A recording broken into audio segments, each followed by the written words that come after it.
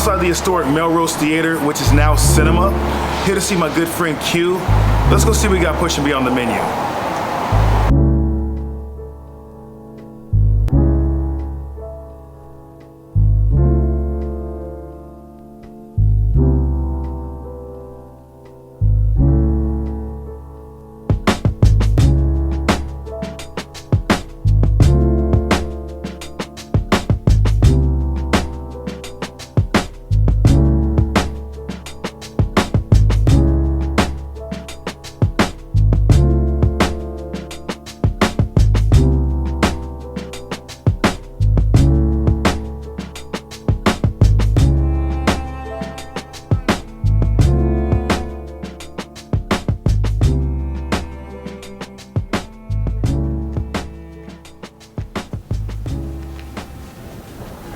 What's up, son? What up, man? You alright? Oh my goodness. You This good? place is beautiful. I didn't know he was doing it like this. I should have knock came to it off. Nashville a long time ago. God.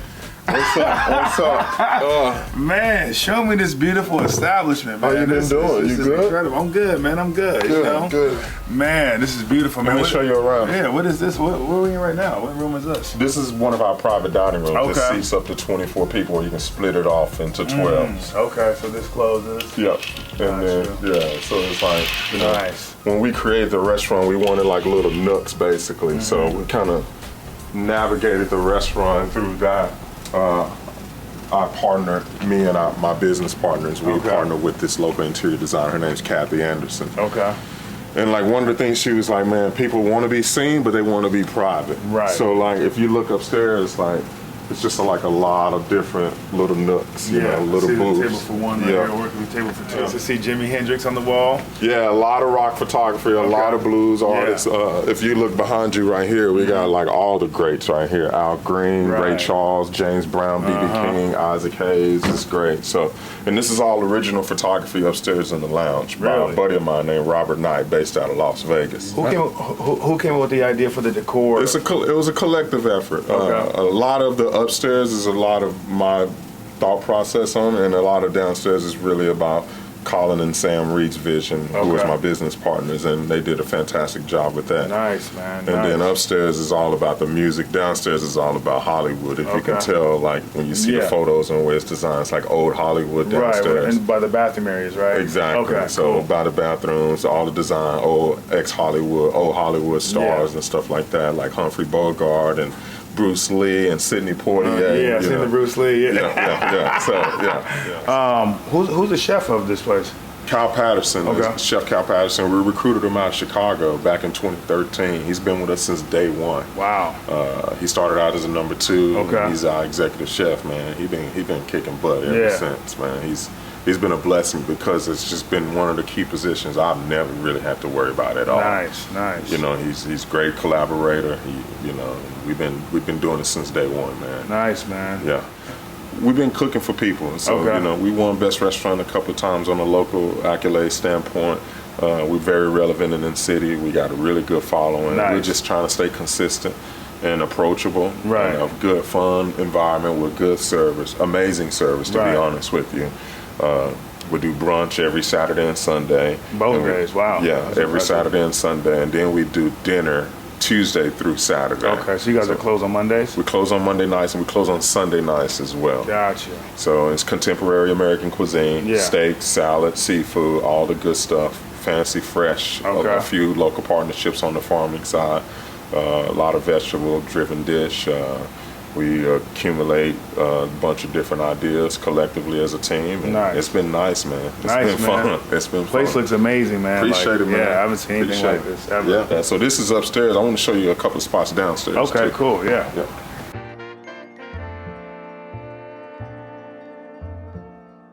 So yeah, how'd you guys survive the pandemic? Pivoting a lot, man. Yeah, did you guys do to-go orders or? We did to go. We did Ghost Kitchen. We did. Man, I was on the internet. Like, if I saw an idea that Yeah. somebody in Chicago was doing, or Right. someone in New York, someone out on the West Coast, Right. and I see there's a good idea. Hey, we were doing Yeah. all the gimmicks, and it's been fantastic. And it's been nice. Yeah. So Great, man. I'm glad you Yeah. guys survived, man. yeah. Place looks And we've been amazing. taking care. We took care of our staff throughout the entire time. Oh, really? Yeah, we did, man. And How's the retention rate? Did a lot of people come back? a lot of people came back. A few people moved to different parts of the Okay. country, but for the most part, everybody who was here Came in the back. city came back. Yeah. Man. So One big family. one big family, family first. Yeah. You know. So, I mean, I traveled all the way from the West Coast. Yeah. I mean, this Southern hospitality, I've been hearing about it. Yeah. I definitely got to try some food. Well, we ain't got no ham hocks. We ain't got no collard greens. No fried chicken? We got fried chicken for Okay, brunch, actually. all right, okay. But we're not going to try it today. Today we'll dive into our burger. We're doing some of our fall menu items, Okay. a couple of seafood items we'll do. All right. You got to try the kale salad, keep you healthy and sure. keep you sexy. But because he thinks he's sexy. You know what I'm saying? It's going to be Thanks great. for having me, you man. know? I'm excited, man. Let's go see what we got pushing beyond the menu. Yes, sir. Hey.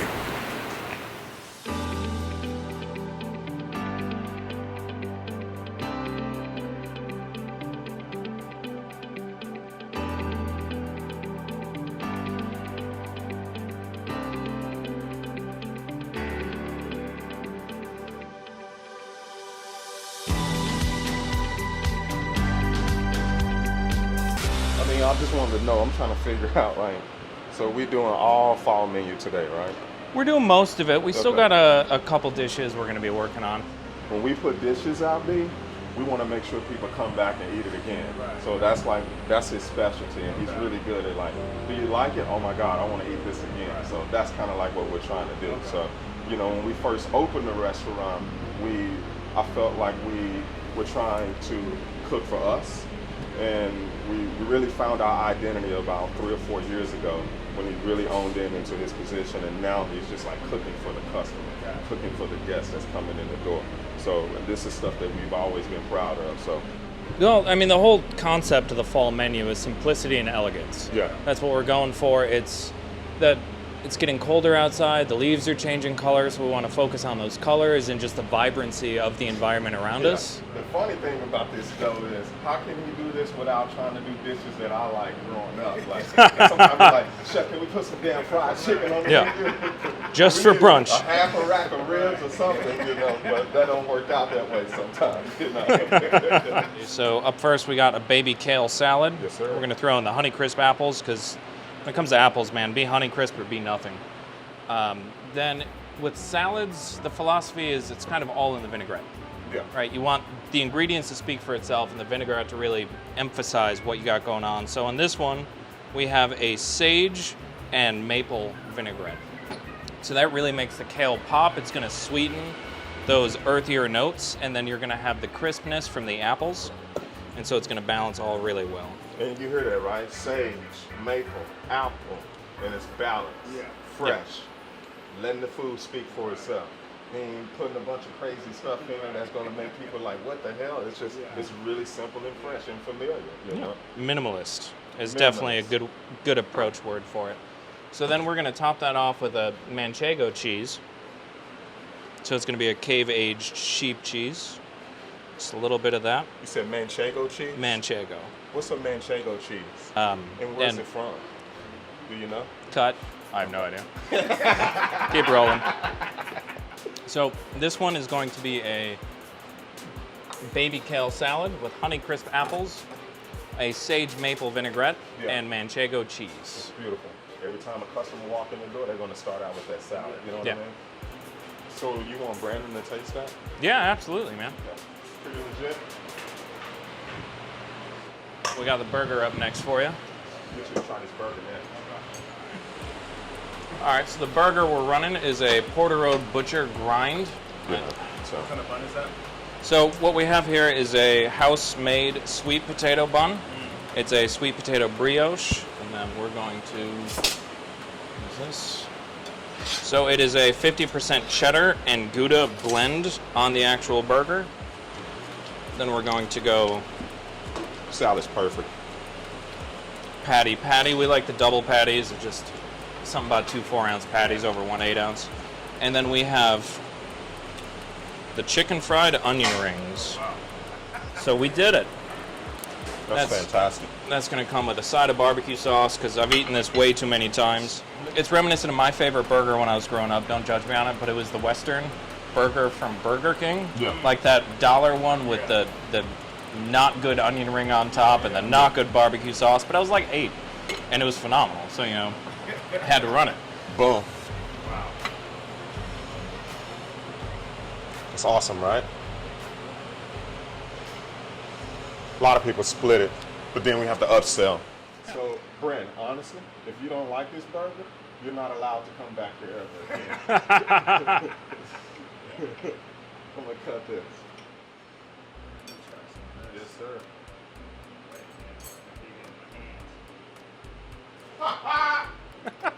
That's a burger, man. It's a burger. That's a burger. Oh, wow. That's a burger. Damn, boy. You dig it? Yeah. See, now we're about to get into the stuff that I like. I like mixed, just party, just veggies. So this one is going to be our red drum dish. It is going to be Romanesca, snap peas, pepperdew peppers, leeks, spinach, and then it's cooked down in a saffron broth, which you're going to see right there. So we do pan-seared drum. What is that? Beautiful. Redfish for drum out of Texas. Oh. Is that in the same family as like salmon? It's actually really similar to snapper. So then we're going to top that with fried leeks, and that's going to add just a little bit more of the crispy texture on top of having that crispy skin. Yeah. No, it's fantastic. I honestly probably don't even need to taste this because I know it's going to taste good. Yeah. And you see, it's very simple, very familiar. It's cooking for people. Yeah. Cooking for people. So I'm gonna let you taste it first. But why do you like this dish so much? Where did this come from?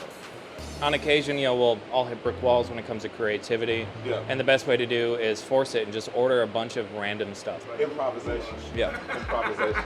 You try it first, man. Yeah.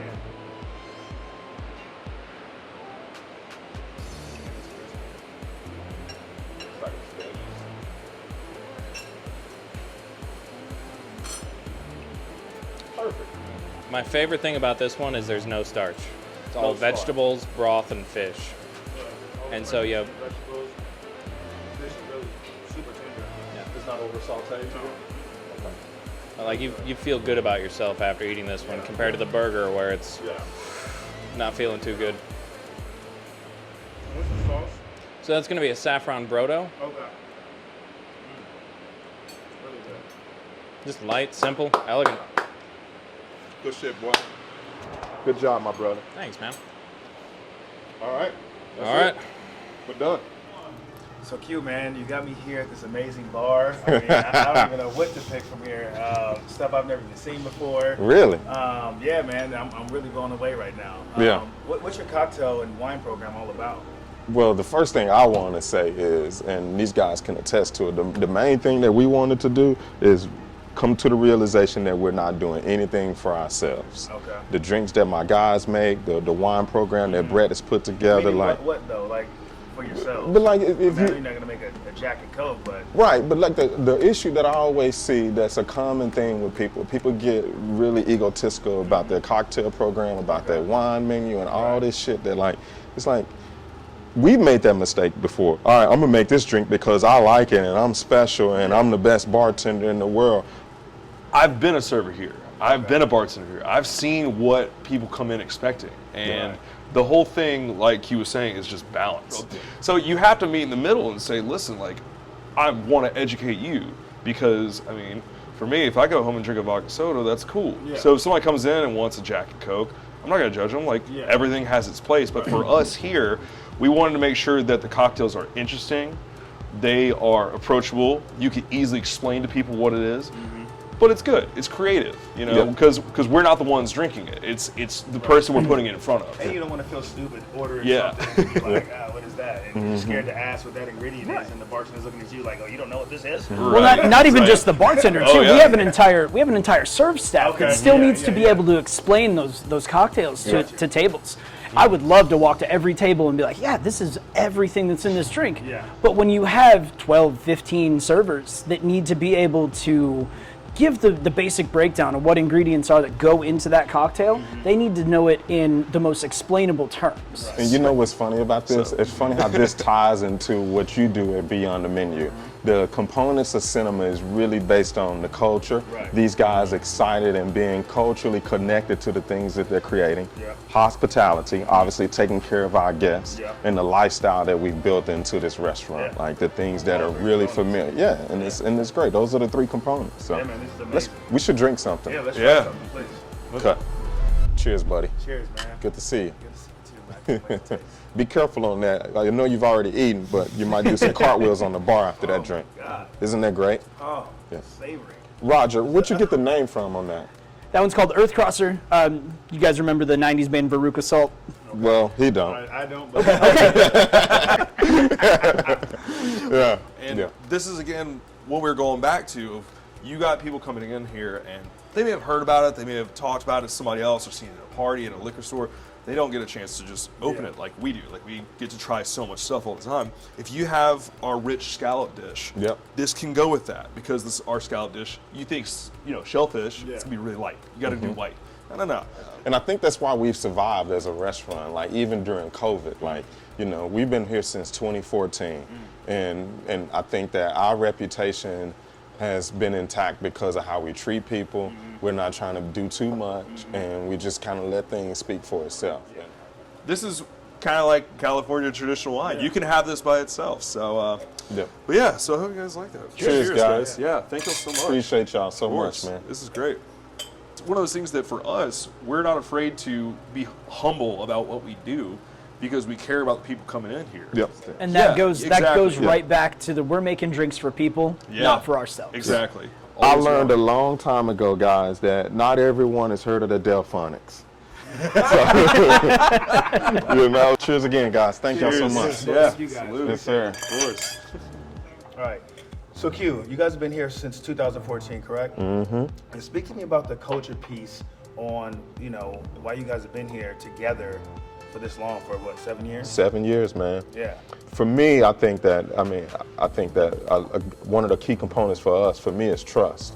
And these guys can speak on that. Actually, I would like to hear what they would have to say on that. The culture is such a big part of this restaurant. It's Yeah. why we're loyal, and that Q trusts us to do what we do without micromanaging, without breathing down our necks. He knows we got it, and we're going to do it to the best of our ability.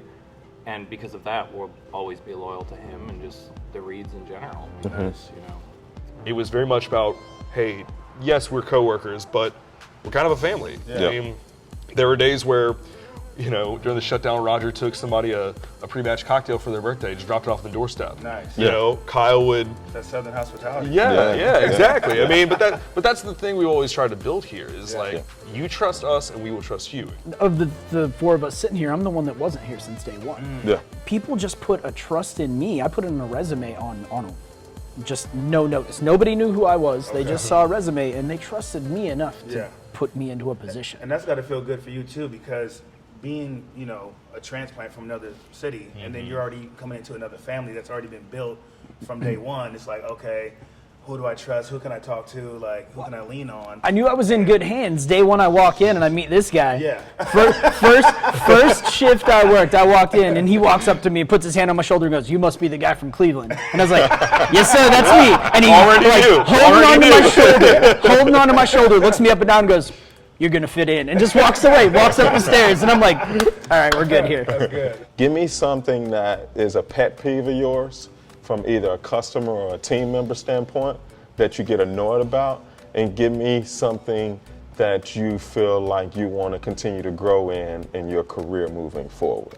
I feel like I'll give you one that I get annoyed about. A customer asks for something every time the server comes to the table. yeah. String ordering. Yeah. Why didn't you ask for the damn ketchup, salt, and pepper, the whole thing? It's the string ordering. Yeah, the string order. Never heard that. It's like a damn yo-yo. Oh, I like that. Yeah, so.